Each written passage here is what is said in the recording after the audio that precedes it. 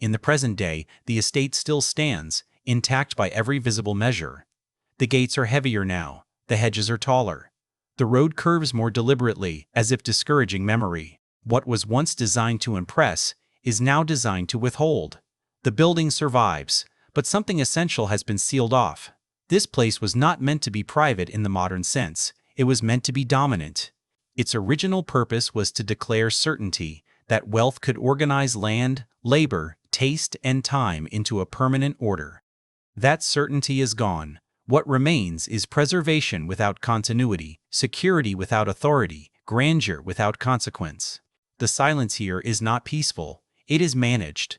Every wall is maintained, every surface restored, yet the estate no longer produces meaning. It consumes it.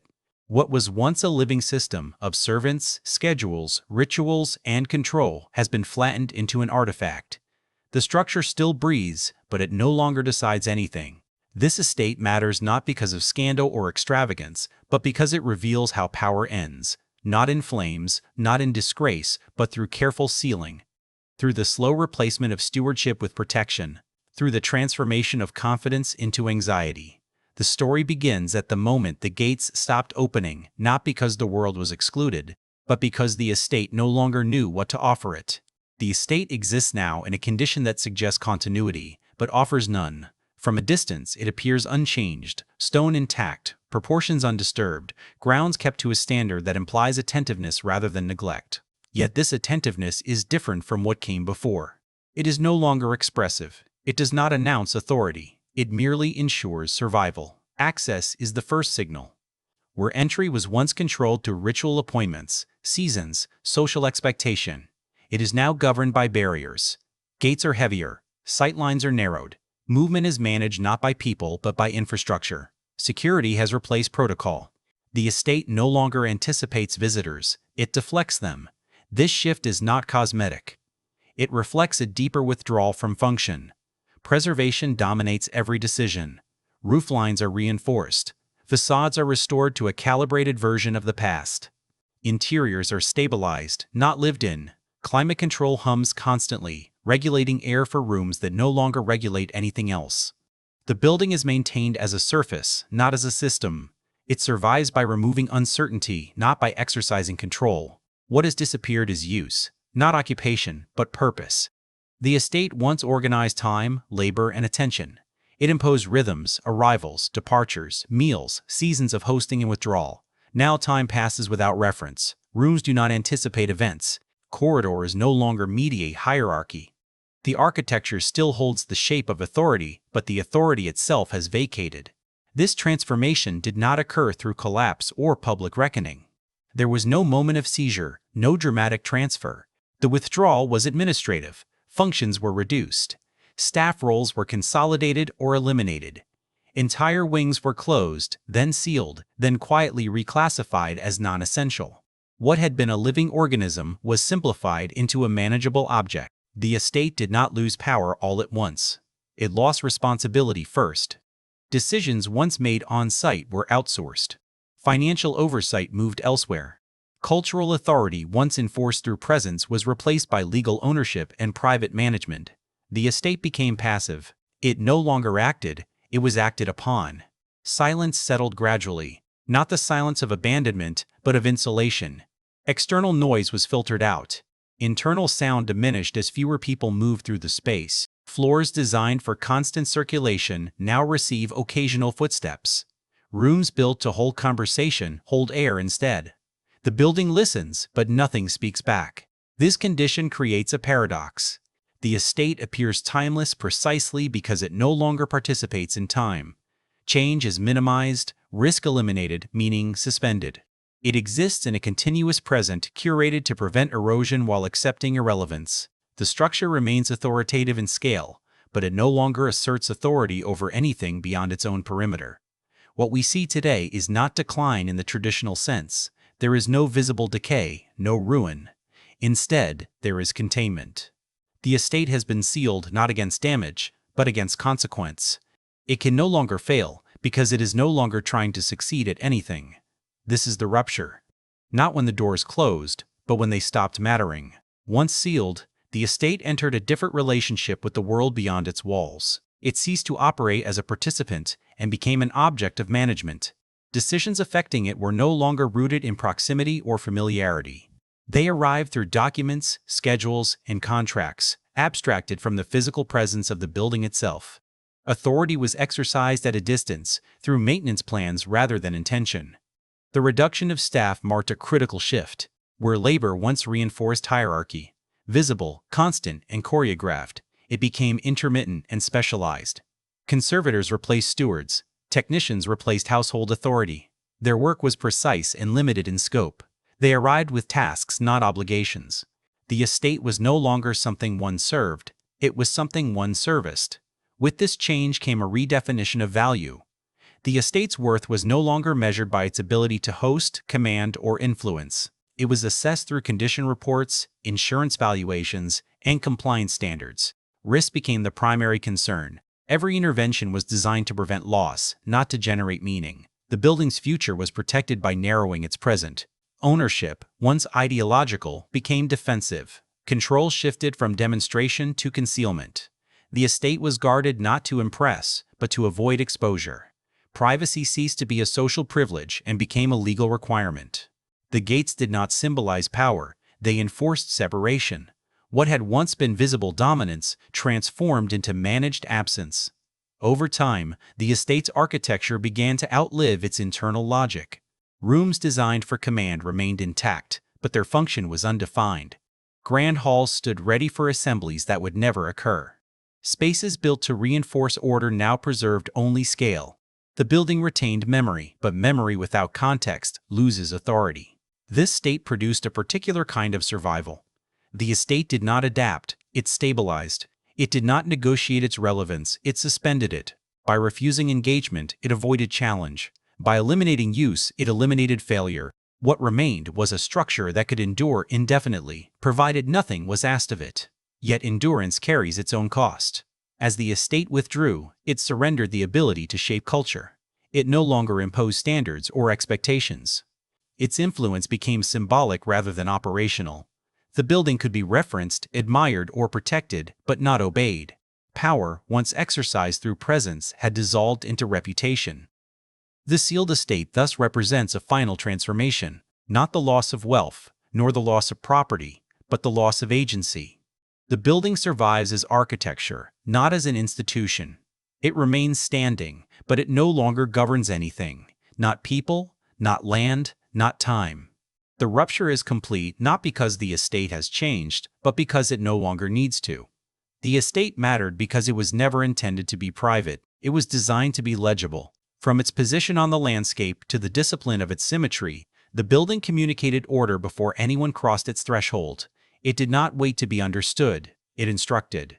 Long before it hosted a gathering or housed a family, it established a claim about how power should look when it believes itself permanent. This was not a residence in the domestic sense. Comfort was secondary, efficiency was irrelevant. The estate functioned as a public argument made of stone, land, and labor. Its scale did not respond to need but to comparison. It was calibrated against other centers of wealth, other assertions of dominance. Every dimension was chosen to exceed, to settle questions without debate. Hierarchy was embedded in the design. The approach slowed movement and elevated anticipation.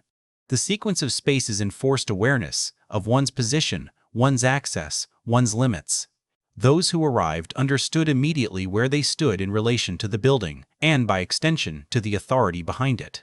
The estate did not negotiate status, it assigned it. Permanence was the second signal. Materials were selected not for fashion but for endurance. Stone replaced timber. Weight replaced ornament. The building's mass conveyed resistance to weather, to time, to social fluctuation. This was architecture intended to outlast argument. Its presence suggested that the order it represented was not contingent but natural. Authority, however, was the true function. The estate operated as a headquarters of legitimacy. Decisions made elsewhere derived credibility from their association with this place.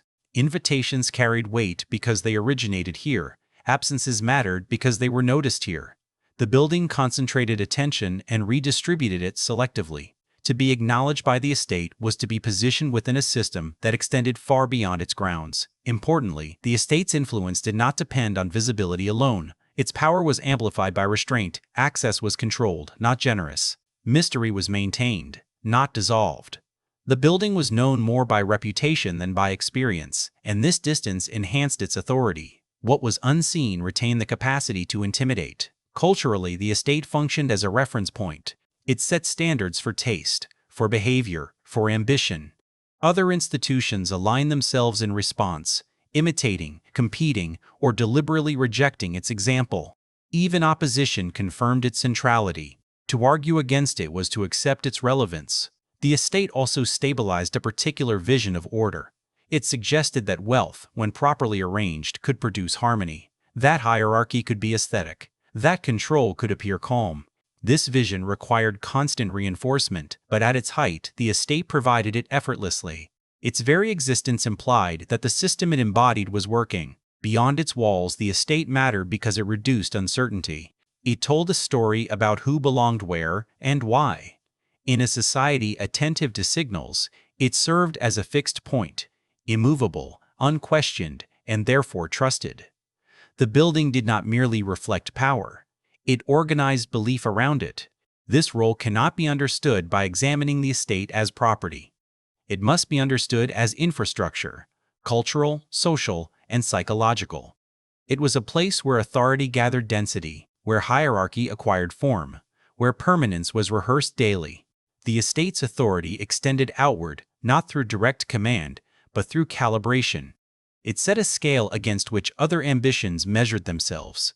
Wealth elsewhere might fluctuate, fortunes might rise or fracture, but this place established a benchmark that implied continuity. It suggested that success could be finalized, that ascent could end in arrival.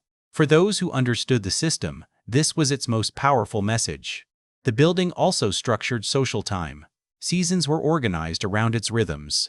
Absences were as significant as presences. When the estate withdrew from view, it created a vacuum that others responded to instinctively. Silence here carried meaning. It confirmed that the estate did not need to assert itself constantly to remain central. Its influence depended on cohesion. Architecture, labor, and custom aligned without contradiction. The estate did not perform wealth, it normalized it. Grandeur was not presented as exception, but as order. This normalization mattered. It made hierarchy appear inevitable rather than enforced. The building taught this lesson continuously, without instruction. The estate also absorbed contradiction. Excess, when contained within such disciplined form, became respectable. Control softened accumulation. The sheer scale of the operation land, staff, schedules, transformed extravagance into administration. What might have appeared unstable elsewhere became, within these walls, routine. This was not indulgence, it was management at scale. Crucially, the estate functioned as a relay point. Power did not originate here, but it was authenticated here. Agreements, alliances, and reputations gained durability through association with the place. The building served as a quiet guarantor. To be linked to it was to borrow its solidity. This mattered because authority is fragile when it lacks form. The estate provided form. It translated abstract dominance into physical certainty. It allowed power to be seen, navigated, and accepted without confrontation. In doing so, it reduced resistance. Order, when beautifully arranged, invites compliance. Over time, the estate's presence shaped expectations beyond its immediate sphere. It influenced how other institutions presented themselves, how elites organized space, how permanence was imagined. Even those excluded by it internalized its logic. They understood what it represented, and they oriented themselves accordingly. This was the estate's cultural function at its height, not to impress momentarily, but to stabilize belief. It made a system appear settled. It suggested that hierarchy had found its correct proportions. For a period, that suggestion held. The building mattered because it convinced people that the arrangement it embodied was not temporary. That conviction, once lost, could not be restored by architecture alone. The estate was conceived before it was designed. Its logic preceded its form. What emerged on the land was the result of a decision already made, that wealth, to be secure, must become institutional. This was not an act of taste, nor a response to comfort. It was a strategic move to convert accumulation into permanence. The choice of land reveals this intention clearly. The site was not selected for convenience or beauty alone, though both were present. It was chosen for distance. Separation from urban centers created insulation, social, cultural, and political. The estate would not compete with the city, it would stand apart from it. This distance allowed authority to operate without negotiation. Visitors arrived on the estate's terms or not at all. Scale was the second commitment. The building was designed beyond domestic requirement, beyond even extravagance. Its dimensions exceeded function deliberately. Excess space was not wasteful, it was instructive. It signaled that the resources behind the structure were not exhausted by its creation. There was more than enough land, labor, capital to sustain something larger than necessity. This surplus was the message. Isolation completed the system. The estate was not meant to integrate with surrounding communities. Roads bent toward it, not through it. Sightlines were controlled. Boundaries were clear, enforced first by geography, later by infrastructure. The estate created its own environment, a contained world in which external pressures could be moderated or excluded entirely. These choices reflect an ideological goal: to remove power from volatility. Markets fluctuated, cities evolved, social norms shifted. The estate was designed to be unaffected. Its creators did not seek adaptability, they sought immunity. Architecture became a method of risk management. Stone, land, and distance were deployed as stabilizing forces. This ambition required coordination. Construction at this scale depended on systems, supply chains, labor hierarchies, managerial oversight that mirrored the order the estate would later project. The building process itself rehearsed the ideology. Control was exercised long before the doors opened. Authority was embedded during creation, not added afterward. Importantly, the estate was never intended to represent individuality. Personal expression was restrained. Ornamentation followed convention. Innovation was limited to engineering, not appearance. The goal was recognition, not novelty. The building needed to be immediately legible as legitimate. Familiar forms reassured observers that this power aligned with established order. The estate thus functioned as a translation device. Abstract wealth became visible authority. Financial dominance acquired physical boundaries. Ownership turned into jurisdiction. The land was not merely owned, it was organized. Fields, forests, and approaches were arranged to reflect hierarchy, control, and foresight. Nature itself was disciplined to support the argument. This logic also explains what the estate excluded. There was no allowance for improvisation. No spaces designed for disorder or informality. Every zone had a purpose, every movement a direction. The absence of flexibility was intentional. Stability was valued over responsiveness. The estate was not meant to evolve, it was meant to endure. What emerged from this process was not a home, but a system rendered static. An ideology given walls. The building did not ask to be admired, it required acknowledgement. Its presence asserted that power, once sufficiently organized, could remove itself from uncertainty entirely. The estate's creation also depended on a specific understanding of time. It was built with the assumption that the future would resemble the present, extend it indefinitely. Planning horizons stretched not years but generations. Maintenance was anticipated before use. Replacement was accounted for before wear. The structure assumed continuity of control as a given, not a variable. This assumption shaped every decision. Labor was organized to reinforce this expectation.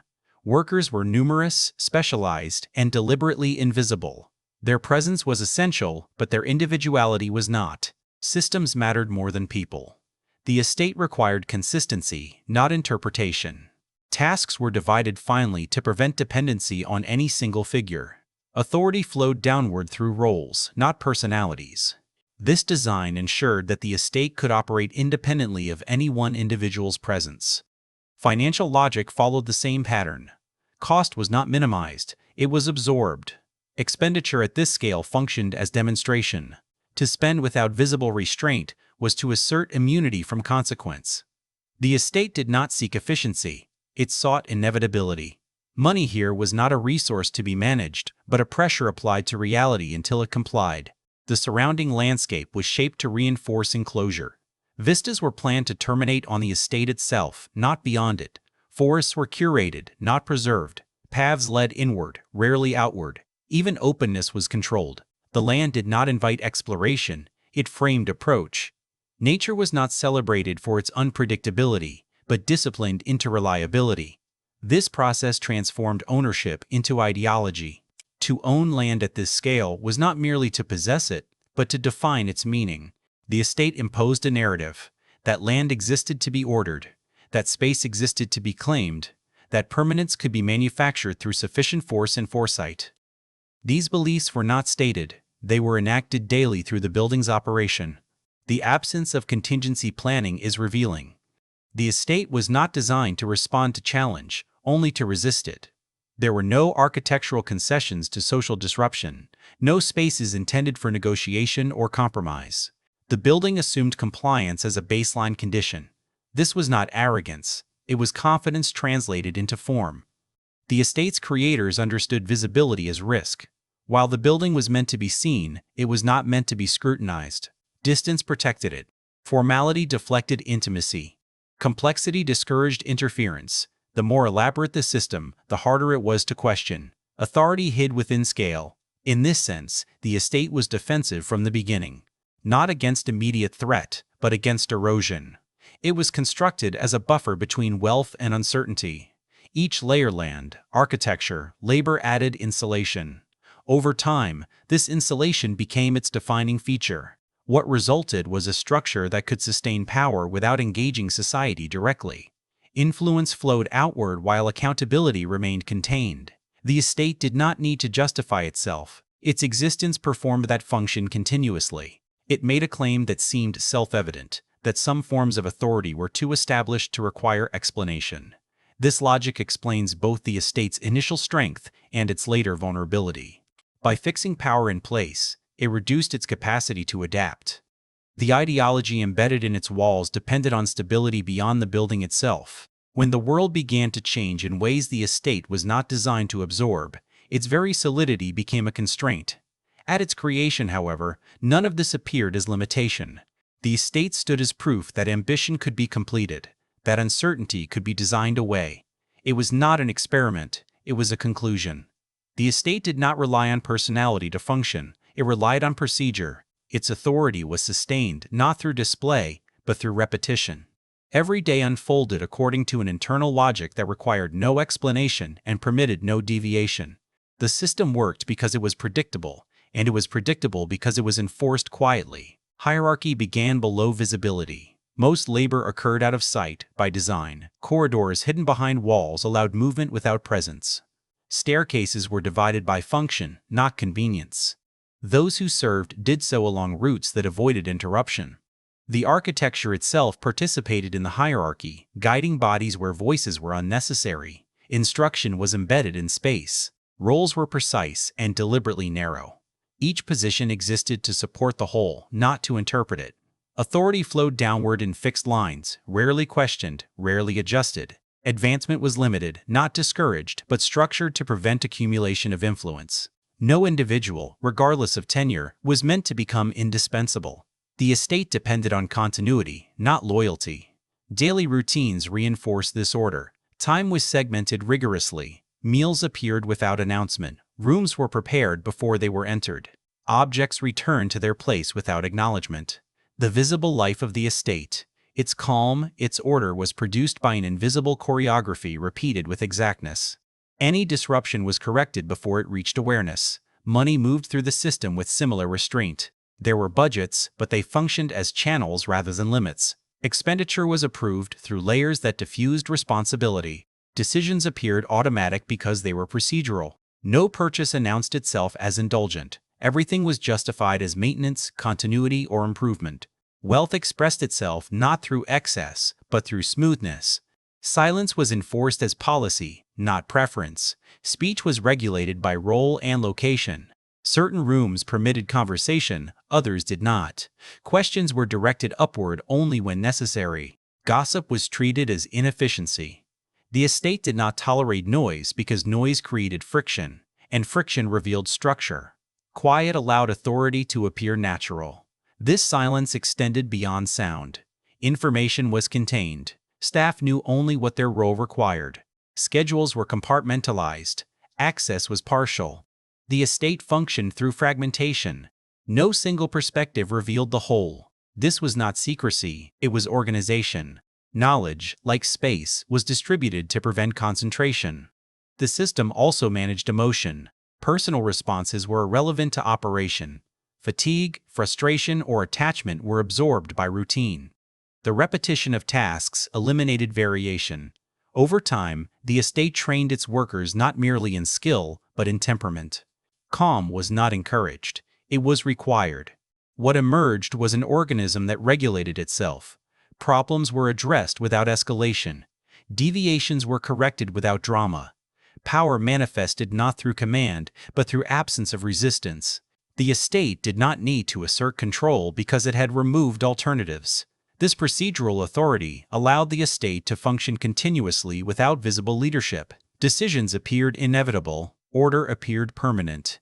The system did not depend on presence, it depended on alignment. This alignment extended to the estate's internal tempo. The building itself dictated pace. Certain tasks moved quickly to remain unseen, others were intentionally slow to preserve formality. Speed was a variable adjusted according to visibility. Efficiency existed, but it was subordinated to appearance. The goal was not haste, but steadiness. Nothing here suggested urgency, because urgency implied instability. Discipline was maintained without spectacle. Correction occurred privately, often indirectly. A task reassigned, a schedule altered, access quietly reduced. Authority rarely confronted, it redirected. This method preserved cohesion. Conflict, when muted, dissolved rather than accumulated. The estate avoided rupture by refusing to acknowledge it. Ceremony, when it appeared, was functional. Formal events were not expressions of personality, but rehearsals of order. Each movement followed precedent. Roles were visible only insofar as they confirmed hierarchy. Even hospitality was procedural. Guests encountered ease because effort had been displaced elsewhere. Comfort was engineered, not offered. The financial system reinforced this restraint. Accounts were balanced not to maximize return, but to eliminate exposure. Redundancy was built in. Supplies exceeded immediate need. Reserves ensured continuity in the face of interruption. The estate did not gamble. It insulated itself from contingency by maintaining excess capacity at all levels. Money here was a stabilizer, not a motivator. Communication followed the same logic. Instructions traveled downward through established channels, stripped of interpretation. Feedback moved upward slowly, filtered by rank. Urgent information was rare because urgency suggested failure of planning. Most communication concerned confirmation rather than decision. The system preferred acknowledgement to debate. The estate's success depended on this suppression of individuality. Personal initiative was unnecessary and potentially disruptive. Innovation was tolerated only within narrow boundaries, usually technical rather than procedural. The system did not reward creativity, it rewarded adherence. Over time, this produced a workforce skilled in anticipation rather than action. They learned to read absence, to respond to expectation without instruction. This structure allowed the estate to appear effortless. Visitors encountered order without seeing its cost. The absence of visible command created the illusion that the building governed itself. In reality, authority was everywhere, but diffused so completely that it became indistinguishable from routine. Importantly, this procedural power extended beyond the estate's walls. The habits formed inside shaped conduct elsewhere. Those who passed through the system carried its logic outward, expectations of hierarchy, tolerance for silence, acceptance of asymmetry. The estate trained not only staff, but culture. What made the system effective was its resistance to personalization. Leadership could change without altering function. Individuals came and went, but the organism persisted. The estate did not remember people, it remembered processes.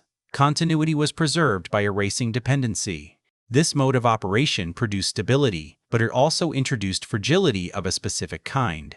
By eliminating friction, the system reduced its ability to register change. Signals from outside were delayed or muted.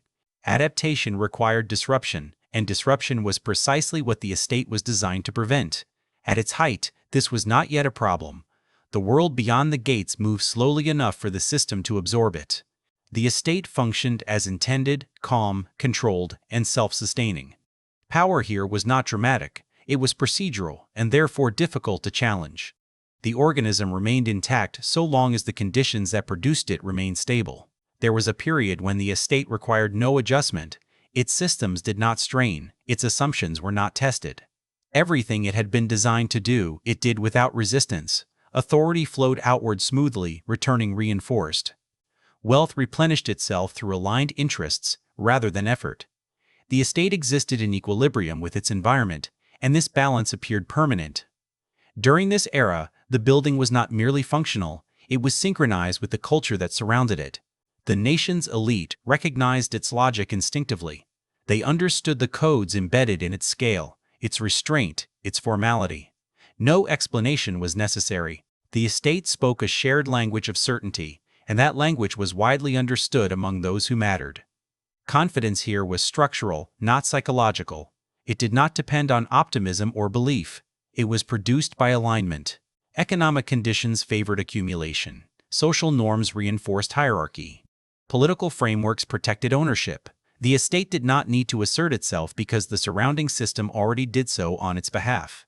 It existed at the center of a web that confirmed its position continuously. Wealth, in this period, behaved predictably. It circulated within closed loops, reinforced by marriage, affiliation, and institutional loyalty. The estate functioned as an anchor point in this circulation. It stabilized relationships and expectations. Transactions associated with it carried reduced risk because they were embedded in a trusted structure. To engage with the estate was to enter a system where outcomes were largely foregone conclusions. Authority was similarly uncontested. The estate did not encounter opposition because opposition lacked form. Challenges, when they arose, were absorbed by protocol or deferred indefinitely. The building's presence discouraged confrontation. Its permanence suggested futility. Those outside its influence understood the limits of access long before encountering resistance. Internally, the system operated without tension. Procedures were followed not because they were enforced, but because they were accepted. Staff turnover did not disrupt continuity. Leadership transitions occurred within established boundaries. Nothing required reinvention. The estate did not innovate because it had no need to. Stability was its primary achievement. Public perception reinforced this condition. The estate was regarded not as excessive, but as exemplary. It represented a model of order rather than an exception to it. Its scale was interpreted as evidence of success properly managed. Cultural narratives supported this interpretation. The estate appeared as confirmation that hierarchy, when refined, produced harmony. Importantly, this era lacked self-consciousness. The estate did not reflect on its own position. It did not anticipate critique. Confidence, when absolute, does not look inward. There was no sense of contingency, no preparation for reversal. The building did not imagine a future in which it would need to justify itself. This absence of doubt extended to governance. Decisions were made within narrow parameters, but those parameters were rarely questioned. Risk assessment existed only to protect continuity, not to anticipate change. The estate assumed that tomorrow would resemble today, extended forward without interruption. Culturally, the estate functioned as a stabilizing myth. It suggested that success could be finalized, that ascent had an endpoint. This mattered deeply in a society organized around ambition. The estate stood as proof that striving could conclude in rest, not inactivity, but assured position. Nothing in this period hinted at fragility. There were no visible stresses, no cracks in operation. The system did not appear overextended or rigid. On the contrary, its calm suggested resilience. The estate seemed to confirm a larger belief that some structures, once achieved, could simply endure. This confidence expressed itself most clearly in the absence of contingency.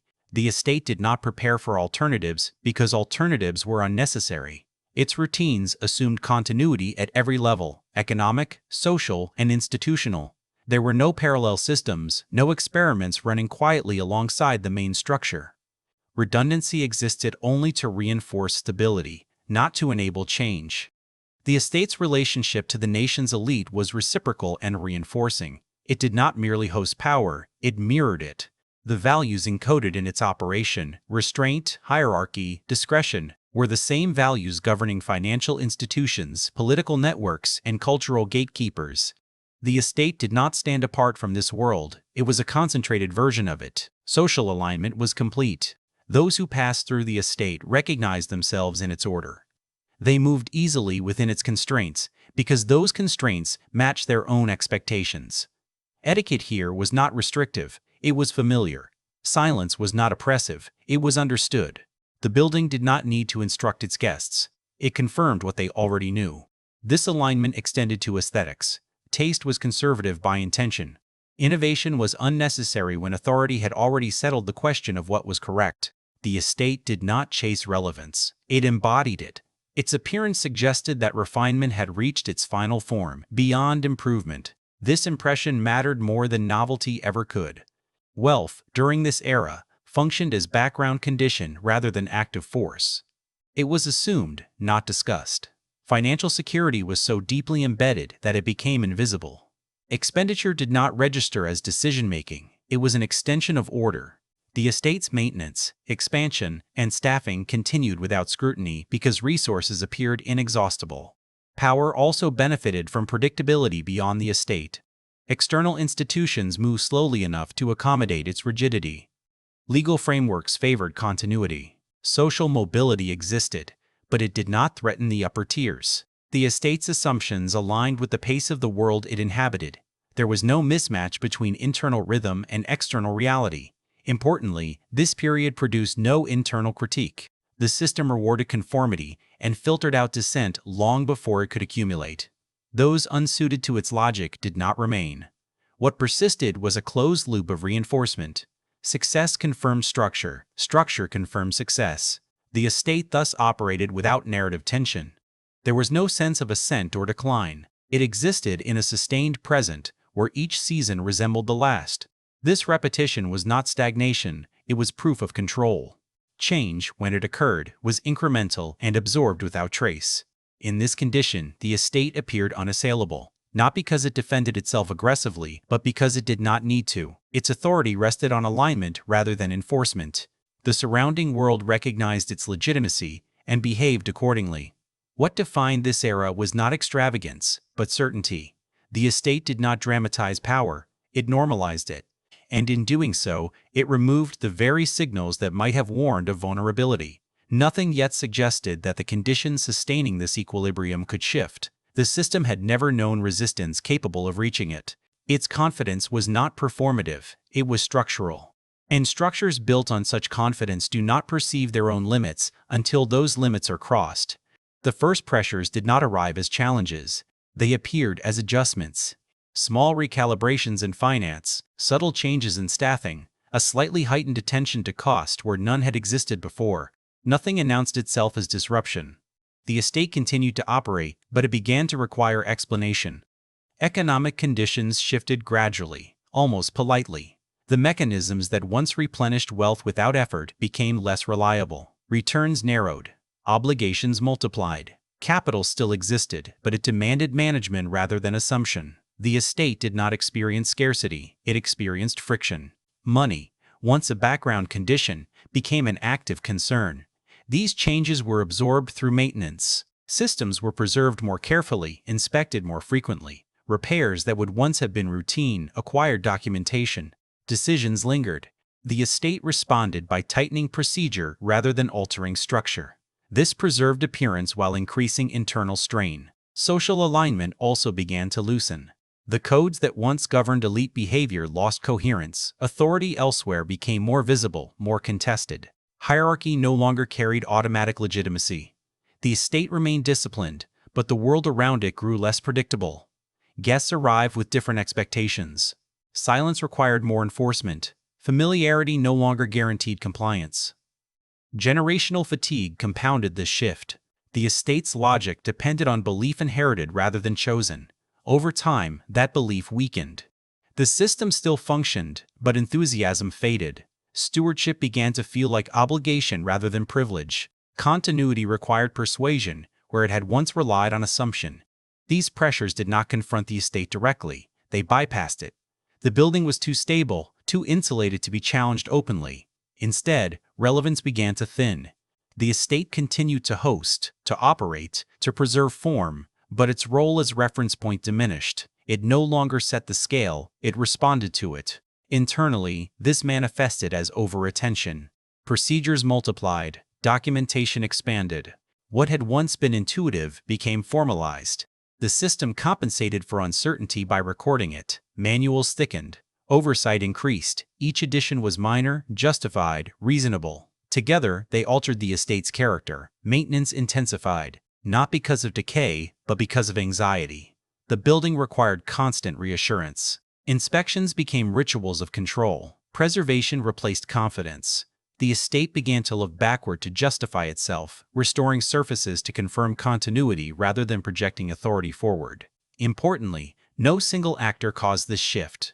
There was no betrayal, no decisive failure.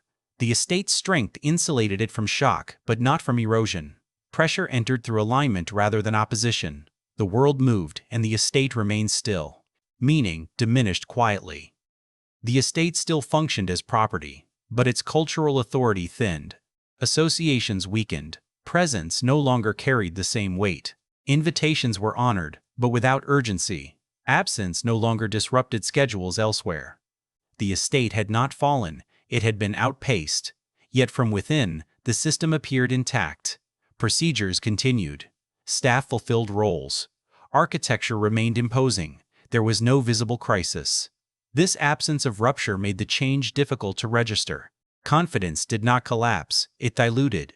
The estate responded as it always had, by reinforcing control.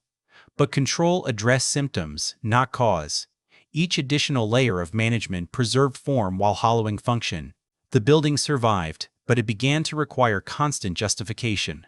This was the beginning of pressure without announcement. Not a break, but a drift. Not loss, but imbalance. The system remained operational, but it no longer operated effortlessly. And effort, once introduced, does not retreat.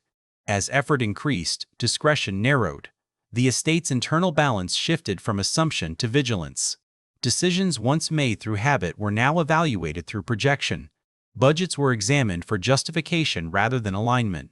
The system began to account for itself, a subtle but consequential change. When authority must explain its continuance, it has already altered its position. Staffing reflected this transition. Roles became more technical, less custodial. Specialists replaced generalists. Outsourced expertise supplemented internal knowledge. This improved precision while weakening continuity. The estate still functioned smoothly, but fewer people understood its logic in full. The organism remained alive, yet its memory fragmented. Routines persisted, but their meaning thinned. Ceremonies continued out of sequence with belief. Formality became maintenance rather than affirmation. The gestures that once stabilized hierarchy now preserved appearance alone. They were executed correctly, but without the shared conviction that had once made them effortless. Externally, the estate's presence lost density. It remained respected, but less referenced. Influence no longer radiated outward automatically. Other institutions began to define themselves independently. The estate was still acknowledged, but it was no longer necessary. This shift was quiet, detectable only through absence. Fewer alignments, fewer deferments, fewer assumptions made in its favor. Ownership responded by narrowing exposure. Access tightened. Use became selective. The estate withdrew from roles that required negotiation and retained those that ensured control. This protected assets while reducing engagement. The building remained intact, but its interface with the world contracted. Maintenance reached a new intensity. Preservation strategies became long-term, strategic, and comprehensive. Surfaces were restored not to reflect current use, but to freeze a moment of authority that no longer operated. The estate began to curate its own past as evidence of relevance. Memory substituted for function. This process did not feel like decline from within. It felt like responsibility. Each decision appeared prudent, each adjustment necessary. The system framed change as stewardship. Yet stewardship, when detached from purpose, becomes conservation. The estate shifted from governing to safeguarding. The cumulative effect was subtle but irreversible. The building still imposed scale, but it no longer organized belief. Its authority persisted as form rather than force. Power survived, but it no longer circulated. It remained concentrated, static, and increasingly self-referential. Pressure did not force the estate to change direction. It caused it to narrow. By avoiding confrontation, it avoided adaptation. By preserving everything, it surrendered influence. The system remained intact, but its role transformed. This was not collapse. It was compression. The estate absorbed pressure by reducing its outward reach, retaining only what could be controlled absolutely. What remained was durable but quieter, more secure but less central. The confidence that once required no reinforcement now depended on constant maintenance. And maintenance, however meticulous, cannot substitute for alignment. The estate continued forward, stable and contained, unaware that the conditions sustaining its authority had already shifted beyond its walls. The change in ownership priorities did not announce itself as abandonment, it arrived framed as prudence. Language shifted first. The estate was no longer discussed as a responsibility inherited, but as a holding maintained. Decisions were justified through protection rather than continuity. What mattered was no longer what the estate produced, but what it preserved. Governance moved further away from the building itself. Authority was exercised through financial instruments, legal frameworks, and external management. The estate became a line item, separated from daily life by layers of administration. Presence, once essential to legitimacy, was replaced by oversight. The system no longer required familiarity, only compliance. This altered the estate's internal logic. A living system depends on circulation, people, purpose, decision-making. As these slowed, the building began to operate in isolation. Rooms were maintained without expectation of use. Grounds were kept immaculate without serving function. Activity existed to justify upkeep, not to sustain meaning. Extraction emerged gradually, not in the sense of liquidation, but of value drawn without renewal.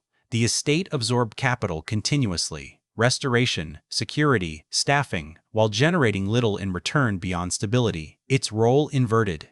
Where it had once organized resources outward, it now required constant inward investment simply to remain unchanged. Preservation became the dominant ideology. Every action was filtered through risk avoidance. What could be damaged was protected. What could provoke scrutiny was removed. Use was seen as threat. The estate was safest when untouched, most valuable when inert. This logic rewarded stillness over vitality. Stewardship, which once implied judgment and presence, narrowed into caretaking. Decisions were technical rather than cultural. Conservation replaced governance. The estate was no longer asked to matter, it was asked to endure. This endurance, however, consumed attention, money, and labor without producing authority. Staffing reflected this transformation. Roles focused on protection, monitoring, and compliance. The estate no longer required individuals who understood its rhythms or history in depth. It required specialists who could prevent loss. Knowledge fragmented further. The building survived through expertise, not through memory. Externally, the estate's relationship to society shifted again. It ceased to function as reference or anchor. Its existence was acknowledged, but it no longer shaped behavior. It became something to be managed quietly, kept intact, but disengaged. Influence was replaced by insulation. This was not neglect. On the contrary, care intensified. But care without purpose creates inertia.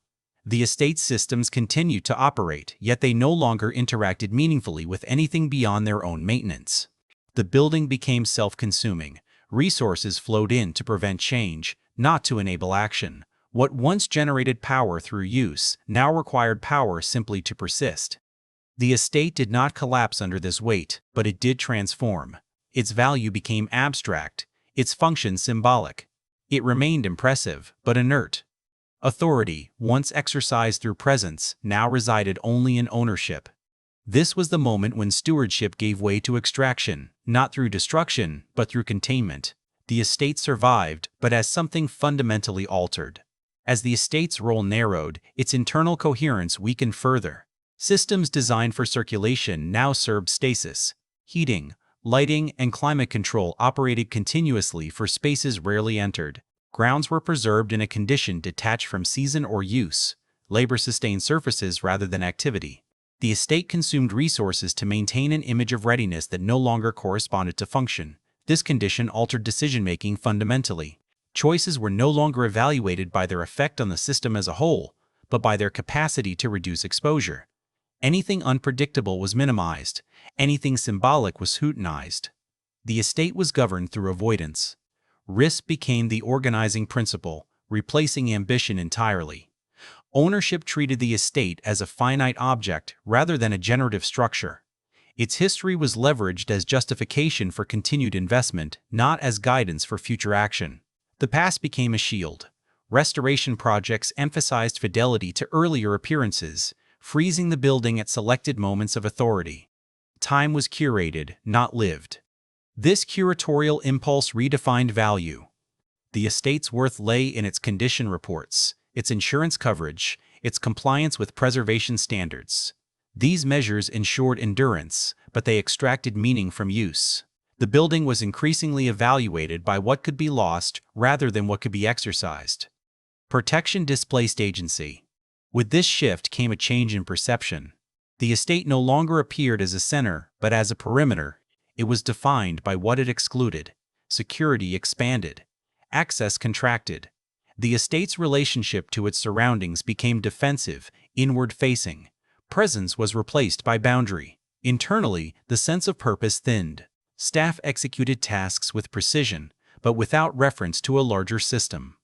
The estate functioned as a series of obligations rather than an integrated organism. Knowledge became procedural, not contextual. Continuity existed in documentation rather than practice.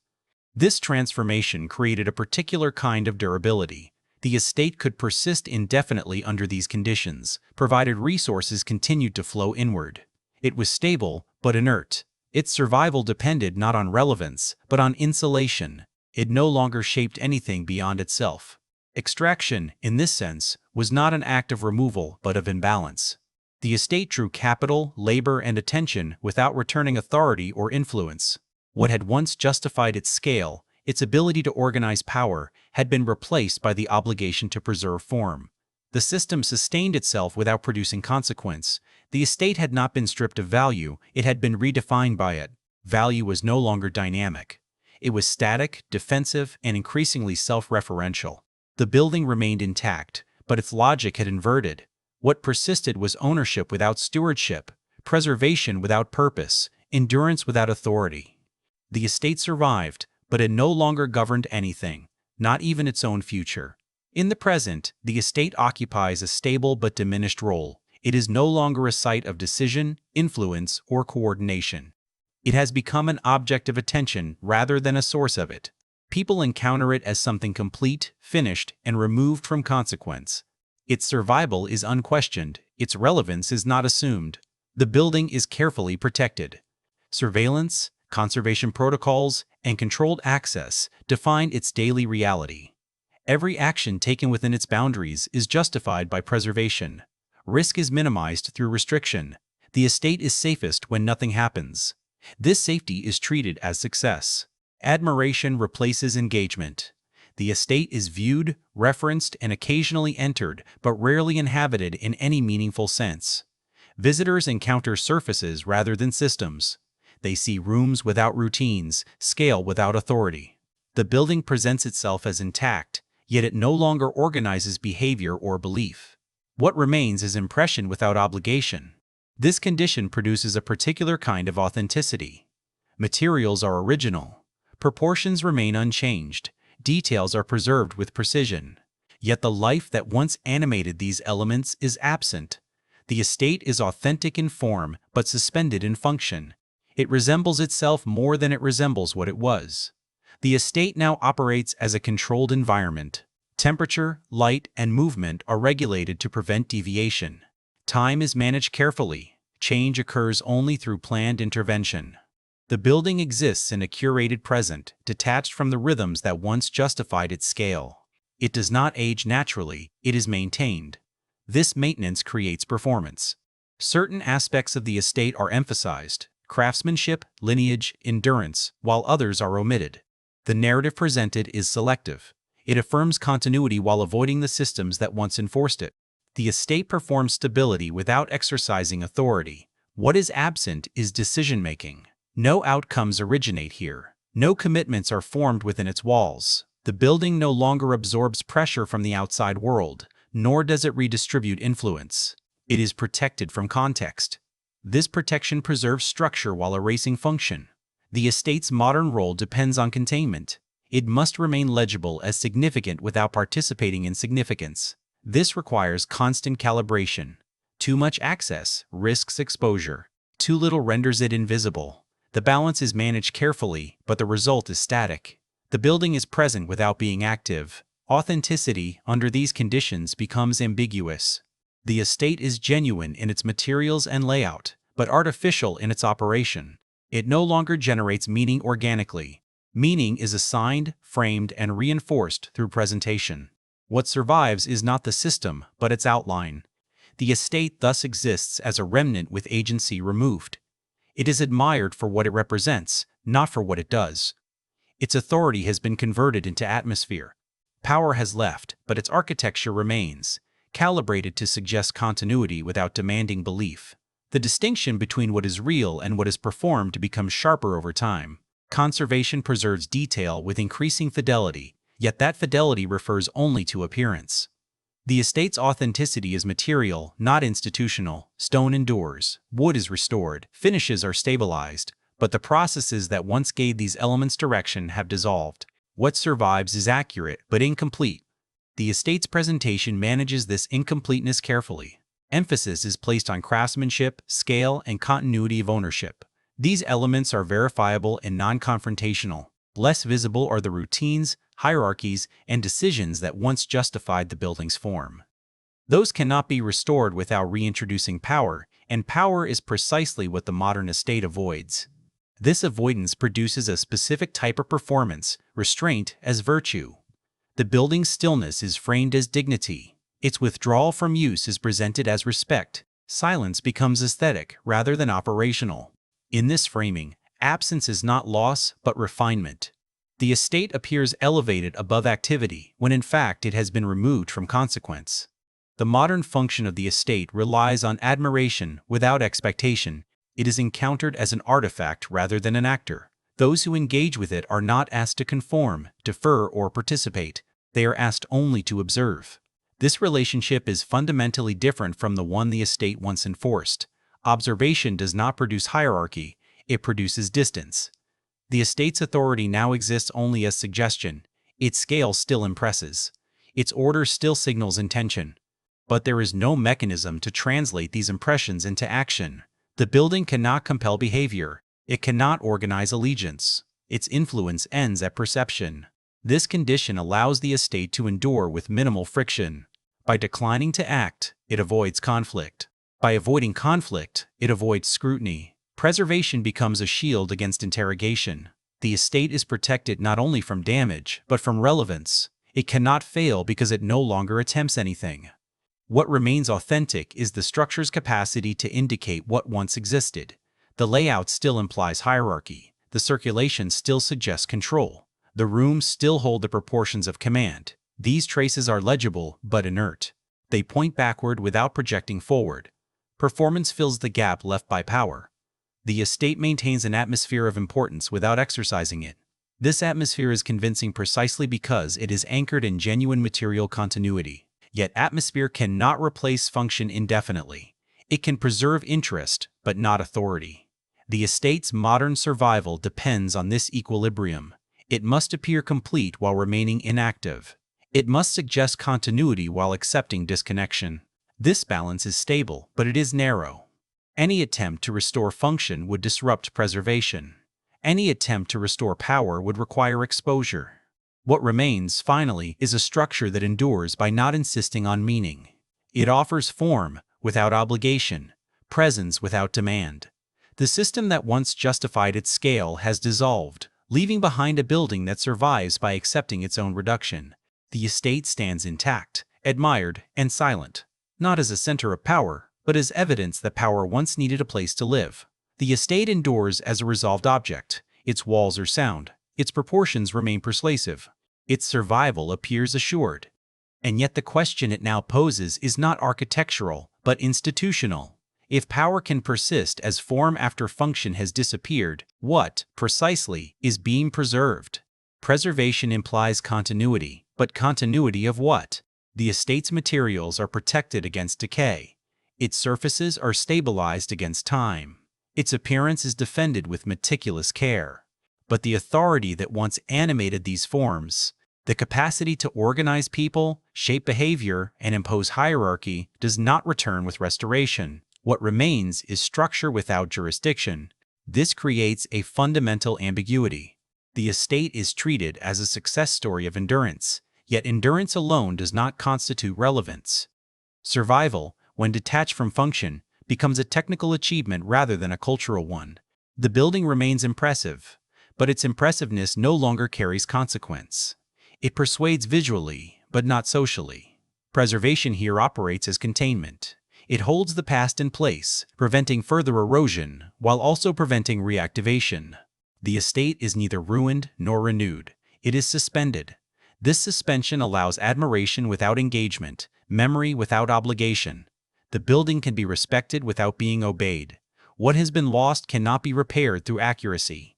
Recreating surfaces does not recreate systems. Authority was never located solely in stone or scale. It emerged from alignment between wealth, culture, and belief. That alignment cannot be reconstructed through conservation alone. It depended on conditions beyond the estate's control. The unanswered question is whether preservation, in this context, is an act of fidelity or an act of avoidance. By maintaining the estate in perfect stasis, it is shielded from the risk of reinterpretation. The building is protected from misuse, but also from relevance. It cannot be challenged because it no longer challenges anything. This raises the possibility that preservation serves a different purpose than it claims. Rather than safeguarding history, it may be managing memory, selecting which aspects endure and which dissolve. The estate's continued presence reassures, even as it obscures the systems that once justified its scale. The building becomes a symbol detached from its original logic. Power, once embedded in daily operation, has been reduced to atmosphere. The estate still suggests command, but it commands nothing. Its authority is implied, not exercised. This implication is enough to sustain interest, but not enough to restore function. The question remains unresolved because it cannot be answered by the building itself. Preservation can stabilize form, but it cannot revive belief. It can protect material, but not alignment. What it preserves, finally, is evidence of a moment when power required place, when authority demanded architecture, when permanence seemed achievable. The estate remains because it can. The power it once embodied does not because it cannot. Contained power produces a particular silence. It is not the silence of absence, but of suspension. The estate no longer participates in the forces that once sustained it, yet it continues to occupy space as if it might. This ambiguity is essential to its survival. The building remains credible precisely because it does not declare its own obsolescence. What preservation protects, in this context, is not authority, but legibility. The estate remains readable as power even when power is no longer present. Its scale still instructs the eye. Its order still implies command. These signals persist independently of function. They allow the building to stand in for a system that is dissolved elsewhere. This substitution is not accidental. It reflects a broader institutional impulse to stabilize symbols when structures fail. When authority cannot be exercised, it is displayed. When hierarchy cannot be enforced, it is suggested. The estate becomes a vessel for these suggestions, absorbing them without contradiction because it no longer acts. Containment serves another purpose as well. By fixing the estate in time, preservation prevents the emergence of alternative meanings. The building cannot be reinterpreted easily while it is carefully curated. Its narrative remains narrow, controlled, and incomplete. What once required constant management now requires only maintenance. This strategy minimizes risk. A preserved estate cannot provoke resistance. It does not legislate, command, or allocate.